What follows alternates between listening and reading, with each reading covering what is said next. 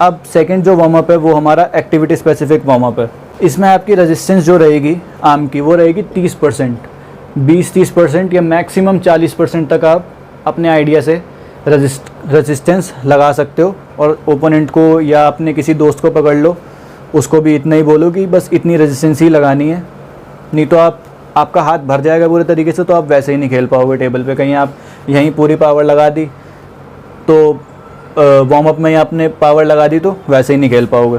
तो 20 से 40% तक आप रेजिस्टेंस लगा सकते हो, डिपेंडिंग अपॉन द आप प्रैक्टिस सेशंस कर रहे हो या आप मैचेस कर रहे हो अपने हिसाब से। वो आपको खुद देखना पड़ेगा कि आप 40% के बाद भी अच्छे से परफॉर्म कर पा रहे हो या 30% या 20%, वो आपके ऊपर है जितनी भी लगा हुआ आप। एक जनरली मैं बताऊं तो आपको 20 से 40% के बीच में रेजिस्टेंस में आपको वार्म अप करना चाहिए। जो आपका एक्टिविटी स्पेसिफिक वार्म अप है वो होगा आपका। और 5 से 6 एक्सरसाइज बता देता हूँ आपको, तो आर्म रेसलिंग में आपका वार्म अप अच्छे से हो जाएगा। जैसे पहली एक्सरसाइज है रिस्ट सर्कल्स। रिस्ट सर्कल्स में आप अपने रिस्ट को ऐसे ऐसे घुमाओगे। आपके रिस्ट यहाँ से आपके जॉइंट्स, आपके फिंगर्स ये लुब्रिकेट होंगे अच्छे तरीके से, आपके जॉइंट्स लूज़ होंगे और वेकअप हो जाएंगे एकदम खेलने के लिए। 1 मिनट तक आप ये कर सकते हो। सेकेंड एक्सरसाइज है आपका बैक प्रेशर और शोल्डर एंगेज करना। आप ऐसे पीछे खींचोगे पैड टू पैड। एक आप ये कर सकते हो, एक बारी वो आप खींचो, एक बारी सामने। ज़्यादा फुल पावर नहीं, 30-40% पावर के साथ बस आपको हल्का हल्का ये करना है। इससे आपके शोल्डर और बैक की एक्टिवेशन हो जाएगी एक मूवमेंट की, साथ ही साथ इस मसल की जो बैक प्रेशर में यूज़ होती है बहुत ज़्यादा। तीसरी एक्सरसाइज आप कर सकते हो प्रोनेशन एंड कपिंग। जैसे इसमें पहले मैं प्रोनेशन करूँगा, अब ये यहाँ से कपिंग करेगा, फिर मैं प्रोनेशन करूँगा, नहीं पहले मैं करूँगा प्रोनेशन, अब तू कर कपिंग, प्रोनेशन कपिंग। अब इससे मेरी प्रोनेशन ट्रेनिंग हो रही है और इसकी रिस्ट की ये कपिंग है जो ये ट्रेन हो रही है, वार्म अप हो रही है, और इससे मेरी प्रोनेशन वार्म अप हो रही है। अब सेम चीज़ आप सामने भी कर सकते हो। अभी आपने प्रोनेशन किया, अब आप कपिंग कर सकते हो ऐसे कपिंग। अब तू प्रोनेशन कर यहाँ से, यह आपकी कपिंग भी हो जाएगी और प्रोनेशन भी हो जाएगी। 30-30 सेकेंड आप ये भी कर सकते हो, थोड़ी थोड़ी रेजिस्टेंस के साथ आप कर सकते हो। पैड टू पैड, आप पैड टू पैड ऐसे जा सकते हो, ऐसे। अब तुम्हार इस तरीके से एक आपका मोशन की प्रैक्टिस हो जाएगी डिफेंसिव साइड जाने की, और विनिंग साइड में आप जीतोगे तो आपके शोल्डर रोटेटर कफ अच्छे से वार्म्ड अप हो जाएंगे। जैसे आप आर्म रेसलिंग में जीतते हो, हुक में भी आप साइड जाते हो, एक तरीके से साइड प्रेशर, आपके एल्बो फ्लेक्सर्स, रोटेटर कफ आपके वार्म्ड अप हो जाएंगे इसको करने से। एक आप कर सकते हो top roll static. Top roll static में आप अपनी फिंगर्स को ऐसे होल्ड करके रखोगे, सामने वाले भी फिंगर्स होल्ड करके रखेगा और पीछे खींचोगे, बस कुछ नहीं करना, बस पीछे खींचना है। अब इससे आपकी फिंगर्स पे लोड आ रहा है, इसकी भी फिंगर्स पे लोड आ रहा होगा। अब इससे आपका फिंगर्स का और आपके बैक प्रेशर का एक स्टैटिक वो हो जाएगा, क्योंकि जब मैच स्टार्ट होता है तो कई बार यहाँ पे फंस जाता है। तो अभी जब फंसेगा मैच, उसके लिए आप यहाँ पे वार्म अप कर सकते हो। आपको कुछ नहीं करना, ग्रिप ले, बस हल्का पीछे खींच लेना है,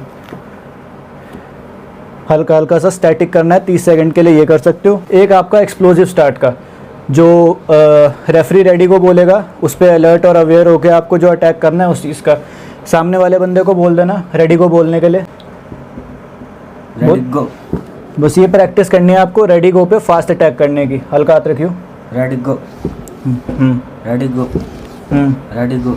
जो भी आप खेलते हो, हुक खेलते हो तो हुक की बोल गो गो, और टॉप रोल खेलते हो तो टॉप रोल की गो गो गो। तो आपका ये रिएक्शन टाइम की है, थोड़ा सा आपका हाथ वार्म्ड अप हो जाएगा। एक लास्ट एक्सरसाइज जो है वो आप ये भी कर सकते हो, फोर आर्म सर्कल या एल्बो सर्कल्स, कुछ भी कह लो आप इसको। अपनी बॉडी को टाइट रख के अपने पूरे फोर आर्म को ऐसे टेबल पे घुमाना है। 30 से 40 सेकंड आप ये भी कर सकते हो। इसके बाद आपका पूरा का पूरा ये एरिया, साथ ही साथ ये एरिया रिस्ट के साथ, फिंगर्स के साथ सब कुछ वार्म्ड अप हो जाएगा और आप खेलने के लिए पूरे तरीके से तैयार हो। साथ ही साथ आपका नर्वस सिस्टम एक्टिवेट है, मेंटल आपकी स्टेट पूरी ठीक है अब, और फिज़िकली आप एक्टिवेट हो चुके हो, आपके सारे जॉइंट्स लुब्रिकेट हो चुके हैं, एक्टिवेट हो चुके हैं। अब आप वेकअप कर चुके हो अपने जॉइंट्स को, तो आप अच्छे से खेल सकते हो। तो ये वार्म अप है, आप 5 से 10 मिनट ये वाला कर सकते हो, एक्टिविटी स्पेसिफिक वार्म अप, और जनरल वार्म अप भी 5 से 10 मिनट कर सकते हो।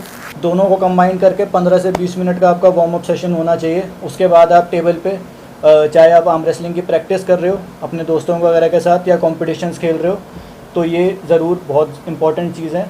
ये दोनों warm up, general warm up और एक एक्टिविटी स्पेसिफिक वार्म अप जो आर्म रेसलिंग का है, ये करना।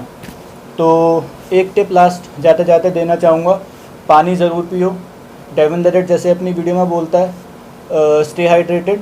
तो हाइड्रेशन बहुत ज़रूरी है। जब तक आपके जो जॉइंट्स हैं, आपके जॉइंट्स में अगर पानी नहीं होगा तो इंजरी होने के चांसेस होंगे। आपको आवाज़ आती हो कई बार कट कट की, तो वो जॉइंट्स में आपके कुशनिंग नहीं है, वाटर नहीं है।